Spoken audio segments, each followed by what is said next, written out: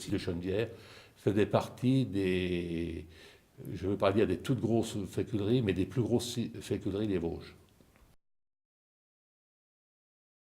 En 1955, il devait y avoir 25 exploitations à plein temps et 7, parce que les artisans, souvent leurs femmes avaient une vache et puis, ou quelques chèvres, une petite culture à côté de l'artisanat de leur mari, quoi. Les grosses fermes autour de Lunéville, ils en faisaient aussi, à une autre échelle, parce qu'autour de Lunéville, c'est sableux, c'est bon pour les pommes de terre. Dans les Vosges, il y avait beaucoup de petites cultures, puisque les gens travaillaient beaucoup dans les tissages, et à côté de ça, avaient une petite culture pour améliorer le quotidien.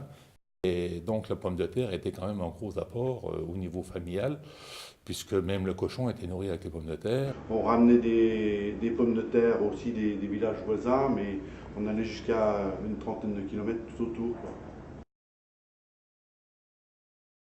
On faisait un peu de blé, on nourrissait quelques vaches, un peu de pommes de terre, on faisait la viande, on faisait le pain. Mon père avait encore connu l'époque avant la guerre où il faisait l'échange blé-pain. Il vivait à 75% en autarcie. Oui, il fallait quand même un peu d'argent pour ce qui ne se faisait pas au village, qu'on ne faisait pas nous-mêmes. Ce sont des saisonniers, puisqu'ils venaient travailler entre un ou plusieurs mois, suivant les... On appelait ça une campagne. Nous avions du personnel qui était du personnel saisonnier, puisqu'une féculerie tourne dans les mauvaises années à un mois de l'année, et dans les meilleures années, c'est-à-dire quand il y avait beaucoup de pommes de terre, on pouvait tourner jusqu'à 6 mois. C'était un travail qui était en 3-8, c'est-à-dire on tournait en continu. Ça commençait au mois d'octobre et ça pouvait terminer au mois de mars, par là-dedans, mars, avril. Les ouvriers locaux, des petits agriculteurs qui venaient faire une paire d'heures ici.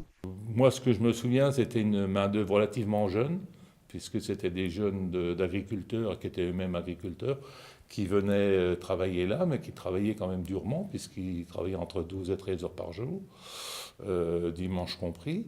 Et c'était un travail quand même très physique, puisque les sacs de fécule faisaient 110 kg pour se terminer à 100 kg au niveau de la commercialisation.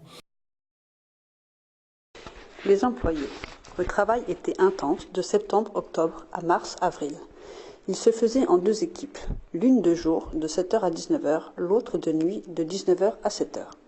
Les conditions de travail étaient assez dures en raison de l'humidité, les différences de température entre les caves et le séchoir, mais aussi de la poussière de fécule qui s'accrochait aux vêtements et se déposait sur le corps.